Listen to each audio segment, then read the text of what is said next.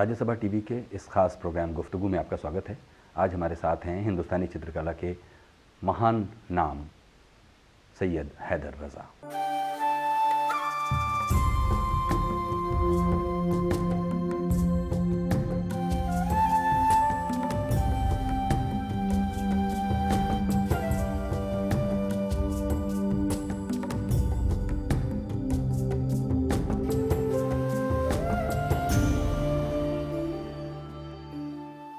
मध्य प्रदेश के मांडला में जन्मे सैयद हैदर रज़ा आज सबसे सीनियर मॉडर्न इंडियन आर्टिस्ट हैं। रज़ा मुंबई में गठित प्रोग्रेसिव आर्टिस्ट ग्रुप के संस्थापकों में से एक हैं। कला में भारतीयता की आत्मा उकेरने वाले रज़ा पिछले 60 वर्षों से पेरिस में रह रहे थे और वहां भी उन्होंने ऐसी कलाकृतियां रची हैं जो समकालीन कला की अनमोल धरोहर हैं। रज़ा अब हिंदुस्तान वापस आ गए हैं। 90 साल की उम्र में भी उनकी उंगलियां रंगों के बीच तैरती हैं। उनकी हिंदुस्तान वापसी के बाद पेश है रज़ा के साथ गुफ्तगू का ये बेहद खास एपिसोड। रज़ा साहब, स्वागत है प्रोग्राम में बहुत बहुत। ये बताइए कि इतना लंबा जीवन जिसमें बहुत सारे उतार चढ़ाव आपने देखे होंगे, सरसरी तौर पर यादों में ज़रा पीछे जाएं तो हमें बताइए कि बचपन में कहाँ से चित्रकला में कदम रखना है ये आपको प्रेरणा मिली होगी। मेरा जन्म मध्य प्रदेश में मंडला डिस्ट्रिक्ट में हुआ। मेरे पिताजी वहाँ फॉरेस्ट रेंज ऑफिसर थे और हम मंडला, काना किस्ती और उसके आसपास के गांव में, पहाड़ों में बच्चों की तरह घूमते रहते थे। चित्रकला की कोई हमें पहचान नहीं थी। गॉन्स टाइप्स थी जो उनको सुन के, उनके गाना देख के, नाच देख के हम बच्चों को खुशी होती थी। मेरे बड़े भाई यूसुफ रज़ा मेरे साथ थे। वो तो बहुत होशियार थे और मैं मामूली विद्यार्थी था और मुझे ऐसा लगता था कि क्या है ये जीवन। पाठशाला पढ़ाई में मुझे कोई दिलचस्पी नहीं थी और मज़ा यही आता था कि गार्डन में हाथी था, घोड़ा था, कुछ जानवर थे और आसपास बहुत से माउंटेन्स, दरख्त, पहाड़, नदियाँ थी और उनको देखकर खुशी होती थी। ये फूल, ये वृक्ष, ये इतने सुंदर थे मंडला डिस्ट्रिक्ट में और वही है ये। आपको मालूम तो है ही, फिर कहूँगा मंडला वही डिस्ट्रिक्ट है जहाँ पर नर्मदा बहती है। अमरकंटक से निकल कर मंडला के चक्कर लगाते हुए बाद में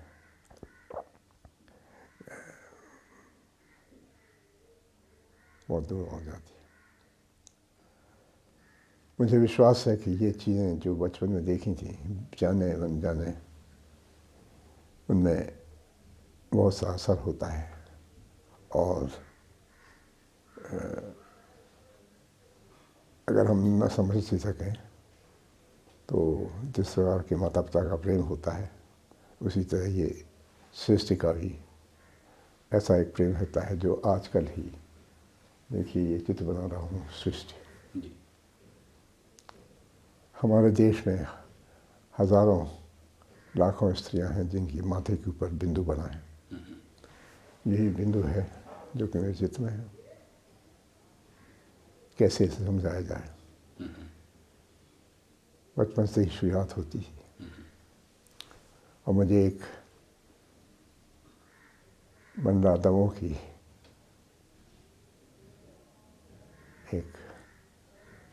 एक उदाहरण आता है जहाँ पर मेरे एक शिक्षक ने स्कूल की दीवार पर एक बिंदु बनाया, यह जानते हुए कि मैं शिक्षा में, पढ़ाई में बिल्कुल ध्यान नहीं देता। तो उन्होंने कहा, देखिए सब कुछ भूल जाइए, नहीं डरिए मत, इसको, बिंदु को अपना मन केंद्रित कीजिए और आपके पिताजी ने मुझसे कहा है कि मैं आपको पढ़ाई दूँ। मैं तैयार होकर आ रहा हूँ। सब स्टूडेंट्स चले गए थे, हम दोनों अकेले ही थे करीब 4-5 बजे। और वो कपड़े बदल कर लौट कर फिर से आए। कहा ठीक है, अच्छा तुम अब जाओ घर, खाना वाना खाओ, अपने भाई के साथ हमारे घर प्राइवेट लेसन्स के लिए आना। और मैं खुश रहा कि कुछ गड़बड़ तो नहीं हुई। तो देखिए, ये बहुत सी बातें हैं जो जीवन के का एक रूप रहती है। हमें मालूम नहीं कि माता पिता का प्रेम किस हद तक हमारे जीवन में समाया रहता है। प्रेम तो हम देखते हैं, जानते हैं, समझते भी हैं, मगर उसका महत्व कितना है, कहाँ तक है, ये सृष्टि का कितना महत्व है। जो झाड़ हम देख रहे हैं उस समय वो किस प्रकार से हमारे जीवन में बोलेंगे। आज सालों के बाद वही झाड़ हमारे पेंटिंग में आ रहे हैं, वही बिंदु फिर से निकल रही हैं। और मुझे ऐसा लगता है कि ये बातें एक मौन रूप से हमारे जीवन में आती हैं और धीरे धीरे हम उनको समझते हैं, उसके लिए सालों लग जाते हैं। मेरे खुद के अनुभव से ये 30-40 साल भारत में बीते। पहले मंडला, दमोह, गोंदिया, अमरावती, मुंबई, और उसके बाद 40 साल में मुझे एक गवर्नमेंट स्कॉलरशिप मिली, उससे मैं पेरिस गया। और मैं पेरिस क्यों गया कि उस समय मेरा जो कुछ मेरे विचार थे उससे मुझे लगता था कि फ्रेंच आर्ट बहुत अच्छा है। यूरोपियन आर्ट मुझे इतना पसंद नहीं था, ब्रिटिश आर्ट पसंद नहीं था, फ्रेंच आर्ट पसंद था। यहाँ पर एक सवाल पूछूंगा मैं आपसे। मेरा ख्याल है कि ये एहसास बम्बई पहुंचकर ही हुआ होगा कि यूरोपियन आर्ट से आपका रास्ता जुदा है और आपने जो बॉम्बे प्रोग्रेसिव आर्ट ग्रुप था, जिसमें आप, हुसैन साहब, सूज़ा, आरा, शायद गायतोंडे भी, आप लोगों ने मिलकर जो यही तो बात है कि देखिए, हम लोग सब ढूंढ रहे थे, हम सोच रहे थे कि है क्या भारतीय कला, क्या है हमारी हमारी हमें किस दिशा में जाना चाहिए। ब्रिटिश अपने रियलिज्म को हमारे ऊपर इम्पोज कर रहे थे, स्कूलों में न्यूड्स पोर्ट्रेट्स वगैरह बनाई जाती थी, और ये हमारे लिए इतना महत्वपूर्ण नहीं लगता था उस समय में, जबकि हम 18, 19, 20 साल के थे। और फ्रांस और यूरोप के बारे में थोड़ा सा आइडिया था, मालूम नहीं था कि फ्रेंच आर्ट क्या है, मगर जो कुछ भी चित्रों से, रिप्रोडक्शन से हमें मालूम हुआ, उसमें से यही लगा कि फ्रेंच आर्ट सबसे ज़्यादा अच्छा है। और हम लोगों ने अपने मिलजुल कर बहुत सारी बातें की, ये जो कोशिश की कि हम मिलजुल कर सोच समझ कर देखें कि कला क्या है। उसी समय प्रोग्रेसिव आर्टिस्ट ग्रुप बनाया 47-48 में। एक कुछ चित्रकार जैसे कि सूज़ा हैं, हुसैन हैं, तैयब मेहता है, बाखरे गाड़े वगैरह हैं, ये चित्रकार कुछ ठीक सा काम कर रहे हैं। और इससे मैत्री हुई, और बाद में हमने सोचा, और सूज़ा इसका प्रमुख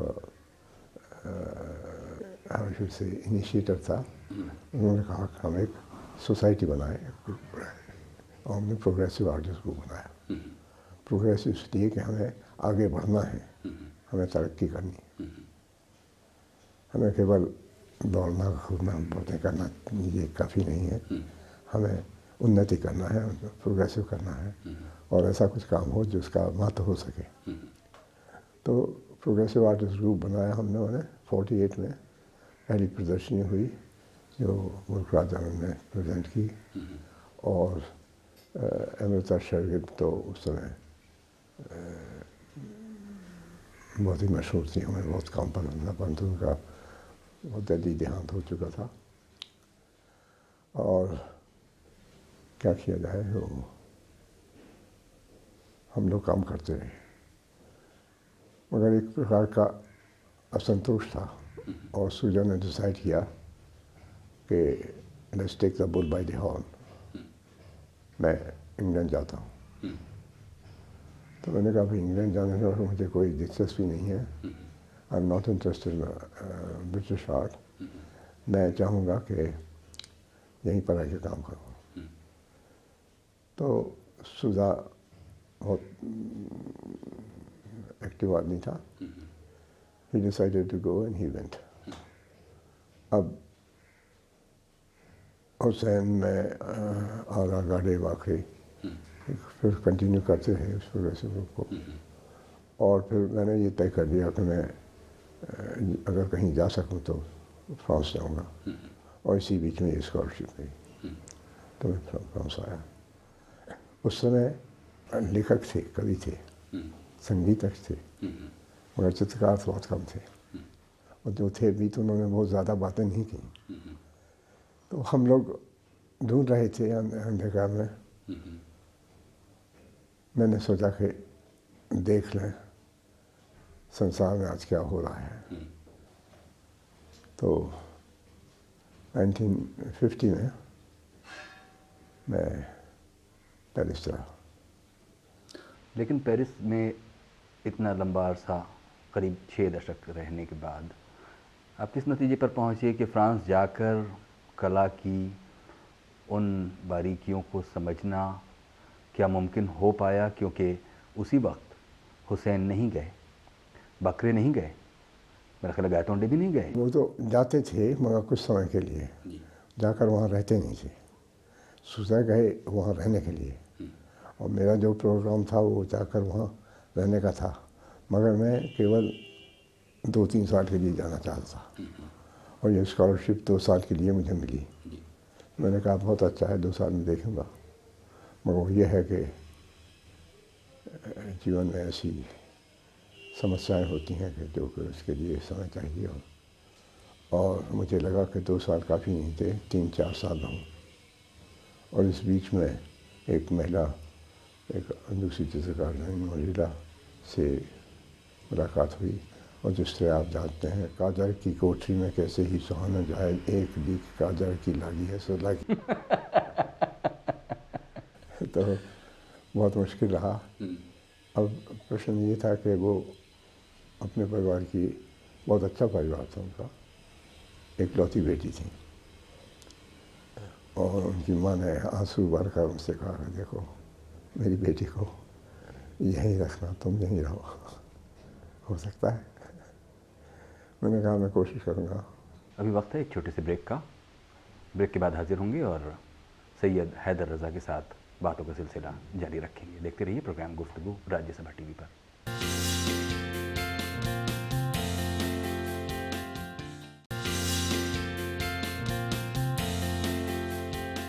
स्वागत है एक बार फिर से प्रोग्राम गुफ्तगू में। आज हमारे साथ हैं मशहूर चित्रकार सैयद हैदर रज़ा। रज़ा साहब, एक बार फिर वापस हम उस सवाल की तरफ जाते हैं कि बॉम्बे प्रोग्रेसिव आर्ट ग्रुप बनाने के बाद फ्रांस जाना, और फ्रांस में बस कर फिर पीछे मुड़कर एक तरह से ना देखना, क्या उस कहीं वो एजेंडा पीछे छूटा रह गया जिस वजह से प्रोग्रेसिव आर्ट ग्रुप बनाया गया था? कोई तो वजह थी जब नहीं, देखिए जब प्रोग्रेसिव आर्टिस्ट ग्रुप हुआ, it was a positive thing. उस समय जो बनाया गया है वो बहुत ही हमारे लिए महत्वपूर्ण था, दूसरे चित्रकारों के लिए महत्वपूर्ण था। कुछ लोग हंसते थे, मगर कोई बात नहीं, वो तो ऐसा होता ही है कि जो सत्य है वो सबको एकदम, कुछ लोगों को ठीक है कि ये ठीक है, और वो हम लोगों ने जो दिशा दिखाई उसी समय वो। और देखिए 48 से लेकर आज तक, 50, 60, 70 साल के बाद भी ये चित्रकार, तो जो कोई भी चित्रकार चित्र बनाता है वो चित्रकार नहीं कहा जा सकता है। वो क्या बनाता है उसके ऊपर वे डिसाइड करना चाहिए, तय करना चाहिए ये चित्रकार है या बिल्कुल रंगों से खेल रहा है। तो उसके बाद भी देश में 40-50 साल में बहुत अच्छे चित्रकार हुए हैं। और आजकल मैं फ्रांस में रह चुका हूँ, इसलिए मैं कहूँगा कि पहली बार इंडियन कॉन्टेम्प्रेरी आर्ट इतना अच्छा माना गया है। इसके पहले सब कोई इसको बकवास समझते थे। लेकिन रज़ा साहब ये बताइए कि इंडियन आर्ट के बाज़ार में अच्छा माना जाए एक बात है, और हिंदुस्तानी आवाम के भी काम आए, उसकी प्रेरणाओं का कारण बने, ये दूसरी बात है। अगर पैमाना ही, कसौटी ही अगर चुननी हो कि सिर्फ रंगों से खेलकर ही आप आर्टिस्ट नहीं हो जाते, सिर्फ रूपों से खेलकर ही आप आर्टिस्ट नहीं हो जाते, तो कोई तो कसौटी आपके जहन में होगी कि आप आर्टिस्ट कब हो जाते होंगे। रूपों से और रंगों से खेलना एक बात है, मगर उनको उससे लेकर एक नया रूप देना, इसको एक कला बनाना, ये बात दूसरी है। देखिए, भारतीय संगीत इतना मशहूर है, वो कुछ लोग हंसते हैं, मगर बहुत से लोग पागल हैं उसके लिए, भारतीय और विदेशी भी। तो जो खेल रहे हैं वो बात दूसरी है, जो गपशप कर रहे हैं वो बात दूसरी है, मगर जो सीरियस काम कर रहे हैं वो दूसरी बात है। अब देखिए, मुझे 50 साल लगे बिंदु तक आने पर, पंचतत्व मुझे मालूम हुआ विदेश में ही कि सृष्टि है क्षिति जल पावक गगन समीरा। ये पंच तत्व हैं जो 5 रंग हैं मेरे लिए, काला, नीला, लाल, पीला, सफ़ेद, और से सारे रंग बन रहे हैं। और ये देखिए, मैंने उनको सेपरेटली यहाँ पर इस चित्र में बनाने की कोशिश की है। और ये बातें कौन समझता है, सब कोई जानते हैं, मगर इसको ठीक से बताना और देखना कि देख लो, और बिना बताए हुए लोग देख लेते हैं। इंसान जब शुरू में रंग, ब्रश और आकृतियों के साथ काम शुरू करता है तो अनुभव भी उसके पास कम होता है। जाहिर है कि जैसे जैसे अनुभव और परिपक्व होता जाता है, दुनिया को देखने का उसका नज़रिया और वसी और विस्तृत होता जाता है, उसकी कला में निखार आता जाता है। इस कला की लंबी यात्रा में आप किस नतीजे पर पहुँचे कि यही वो तरीक़ा है जहाँ से आप अपने आप को अभिव्यक्त कर सकते हैं? ये नतीजे पर मैं उस तरह पहुँचा हूँ कि एक ही दिशा में मैंने घंटों सोचा है। जी। देखिए, ये पंचतत्व बना रहा हूँ जी। ब्लू बिंदु के आसपास 5 रंग हैं, नीला, लाल, ऑरेंज एंड वाइट, और यही मैंने 5 को बनाया है।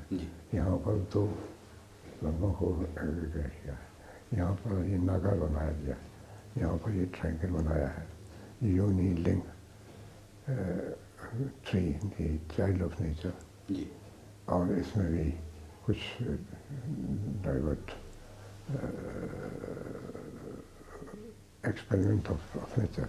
तो ये सारा नेचर हम इस तरह बना रहे हैं। हम I am not painting A realistic portrait और सीन। विलेज का जब मैंने उदयपुर या राजस्थान का एक चित्र बनाया तो बिल्कुल एब्स्ट्रैक्ट थे, but you can feel Rajasthan के क्लाइमेट। तो ये देखिए, इन बातों के बारे में बहुत गंभीरता से सोचना पड़ता है, और ऐसा होता है कि जिस प्रकार से भारतीय संगीत में या नृत्य या बहुत सी बातें सुपरफिशियल होती हैं, दिखावटी होती हैं, और बहुत सी बातें हैं जो गंभीरता से दिखाई जाती हैं, और इनकी पहचान हमें चाहिए, और हमें खुद इनकी पहचान चाहिए, क्योंकि दूसरे कहेंगे, जो कुछ कहेंगे उनको सुन लो और फिर देखो कि हाँ वो जो कह रहे हैं वो ठीक है या नहीं। हमको अपना पर्सनल डिसीजन लेना पड़ता है। और ये बात ये है कि बचपन से मुझे यही लगा कि, अब देखिए, हम छोटे थे तो ये गौड़ भीड़ के डांस होते थे, तो हमारे अब्बा जान पिताजी उनको वो पसंद आते थे, मालूम नहीं क्या। और कभी कभी हमारे फॉरेस्टिंग क्वार्टर में वो डांस कर रहे थे, और हम लोगों को मज़ा आता था। कभी कभी समझ नहीं आता है क्या हो रहा है, कभी कभी ऐसा लगता था बहुत अच्छा है। तो धीरे धीरे उसकी प्रोग्रेस हुई, और फिर अब मालूम है कि इनका प्रिमिटिव आर्ट भी कितना अच्छा है, गोम्स टाइप्स का।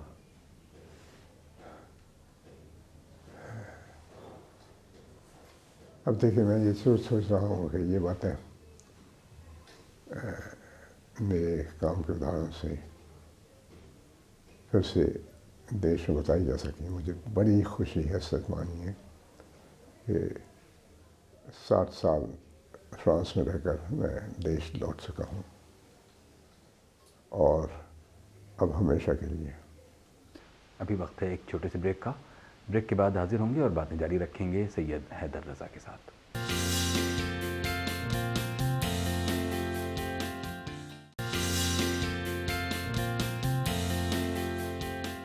स्वागत है एक बार फिर से प्रोग्राम गुफ्तगू में। आज हमारे साथ हैं मशहूर चित्रकार सैयद हैदर रज़ा।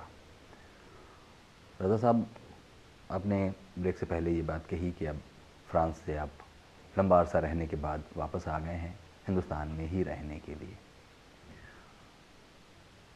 ये हम पूछें आपसे कि ऐसा फ़ैसला क्यों लिया आपने, इससे पहले हम आपसे ये जानना चाहते हैं कि ये जो एब्स्ट्रैक्शन है कला में, एब्स्ट्रैक्शन, हर कलाकार अपने एब्स्ट्रैक्शन की प्रक्रिया को अलग तरह से समझाता है। आपके लिए आखिरकार आर्ट प्रैक्टिस करते हुए एब्स्ट्रैक्शन में ही आपने अपने आप को एक्सप्रेस करना तय किया। ये क्या है, एब्स्ट्रैक्शन क्या है एक्चुअली? देखिए, एब्स्ट्रैक्शन के ऑब्सेशन से मुझे बहुत सा फ़ायदा हुआ, मगर मैं उसके आगे जाना चाहता हूँ। एब्स्ट्रैक्शन को मैंने केवल एब्स्ट्रैक्ट नहीं बनाया जो कि नॉन फिगरेटिव हो सकता है। अब मैंने ये सोचा कि भारत की जो इतनी सुंदर बातें हैं, ओम जिस तरह से क्षितिजन पावक ग्रंथ या पंचतत्व, ये बातें फिर से अगर हम अपने कामों में ला सकें, जो तो देखेंगे वो देखेंगे, जो ना देखें वो ना देखें, मगर ये ऐसी चीज़ होगी जो कि एक इंडिविजुअल इंडियन रिसर्च होगी, और यही होना चाहिए। और इसीलिए मैंने सोचा कि मेरी पुस्तकें, मेरी काम देश में बताए जा सकें, मुझे फिर देश से संबंध रहे। मैंने फ्रांस में रहते हुए हिंदी, जो मेरी मातृभाषा है, उसको मैंने भूला नहीं हूँ। वहाँ किताबें पढ़ता रहता था, और हमेशा संबंध रहा है भारतीय मित्रों से, और 60 साल भारतीय नागरिक ही रहा हूँ। मैंने अपना नेशनलिटी बदली नहीं। और यहाँ आकर मैं ये सोचता हूँ कि अब ऐसा कुछ हो सके कि मैं अपने चित्रों के बता दूँ। कुछ भारतीय चित्रकार हैं जो अच्छे हैं, उनके चित्र कलेक्ट करूँ, ख़रीद दूँ, उनको भी बताऊँ, और यहाँ पर एक फाउंडेशन बन सके। तो ये रज़ा फाउंडेशन जो बना है, वो उसकी कोशिश तो यही है कि कुछ ऐसे प्रोग्राम हो जाए जहाँ पर बताया जाए कि वाकई में चित्रकला है क्या। कुछ ऐसे लोगों को बुलाया जाए जो इस कला के बारे में बोल सकते हैं, क्योंकि चित्रकार तो हमेशा बोल नहीं सकता है। बहुत से ऐसे आर्किटेक्ट्स हैं जो पढ़ाने वाले शिक्षक हैं, वो कला के बारे में बोल सकते हैं। और हर साल 10-15 कलाकारों को अवार्ड्स दिए जाएं, some funds so that they can continue their research, वो अपना काम कर सकें, उनको माली मुश्किलें ना हो। तो मैं चाहता हूँ कि यहाँ पर जो समय ईश्वर मुझे देगा, ये काम कुछ अच्छी तरह से हो सके, और इसके लिए हम लोग पूरी तरह से कोशिश कर रहे हैं। ये सब तो ठीक है रज़ा साहब, ये देखिए कि समाज में जो टॉलरेंस का लेवल है, सहिष्णुता, ख़ास तौर पर कला को लेकर, अभी हाल के बरसों में ख़ास तौर पर हुसैन की कला को लेकर जो विवाद हुए, जिसमें आखिरकार उन्हें देश छोड़कर जाना पड़ा। इंटॉलरेंस कला को लेकर, एक्सप्रेशन को लेकर, एक तरफ वो सच्चाई है, दूसरी तरफ रज़ा साहब वापस आने का फैसला करते हैं 60 बरसों के बाद हिंदुस्तान में। ये कुछ आपको लगता है ये दो चीज़ें ऐसी हैं जो गौरतलब हैं? मैं ये कहूँगा, देखिए कि मुझे हुसैन मेरे बहुत पुराने दोस्त हैं, उनके काम के लिए मुझे बहुत ही आदर है, बहुत पसंद है। और ये है कि हर इंसान अपनी ज़िंदगी अपनी तरह गुजारता है, मैंने अपनी तरह गुजारी है। मुझे सब धर्म से प्रेम है, उसका आदर करता हूँ। मैं चर्च भी जाता हूँ, मंदिर भी जाता हूँ, मस्जिद भी जाता हूँ। और मैं कहूँगा, हसब नसब शराफत में नाम आवर हूँ, अली का पोता हूँ, सादात का गुलेतर हूँ, है जिनकी वजह से सब चाँद और सूरज रोशन, उन्हीं की नस्ल से मैं भी ग़ुलाम हैदर। खाकसार को सैयद हैदर रज़ा कहते हैं। हम अपनी खाकसारी को हमेशा कीमिया समझें। तो देखिए, मैं हिंदी भाषा भी बोलता हूँ और सच कहता हूँ कि मुझे हर धर्म से का आदर है। मेरी जो फ्रेंच वाइफ थी वो क्रिश्चियन थी, उन्होंने क्रिश्चियनिटी में भी मुझे इनिशिएट किया है। मैं चर्च भी जाता हूँ और मुझे एक ही बात है कि ईश्वर अल्लाह तेरे नाम सबको सम्मति दे भगवान। तो मेरा देखने का एक तरीका है, हुसैन साहब का देखने का एक दूसरा तरीका है, और दूसरे लोग हैं जो नास्तिक हैं, दूसरे हैं जो जिनमें उनके धर्म में विश्वास है। और वो अच्छा, ये पॉलिटिकल जो चीज़ें होती हैं, अनफॉर्चुनेटली मुझे अफसोस होता है कि ऐसा सब कुछ हो सका है, मगर हुसैन बहुत महत्वपूर्ण चित्रकार थे। ये देखिए कि हमें खुशी होना चाहिए कि हम 20वीं-21वीं शताब्दी में ऐसा काम कर रहे हैं जो कि हमारे देश की संस्कृति से ही संबंध नहीं है, केवल देश की संस्कृति से ही संबंध नहीं है, मगर सारे संसार से भी हमारा संबंध है। और इन दोनों को पहचान कर, जान कर हम ऐसा काम कर रहे हैं जिसमें देश की संस्कृति सबसे प्रमुख रखती। गुफ्तगू में ये थे हमारे साथ मशहूर हिंदुस्तानी चित्रकार सैयद हैदर रज़ा। प्रोग्राम के बारे में अपनी राय हमें भेजिए feedback.rstv@gmail.com पर। देखते रहिए राज्यसभा टीवी।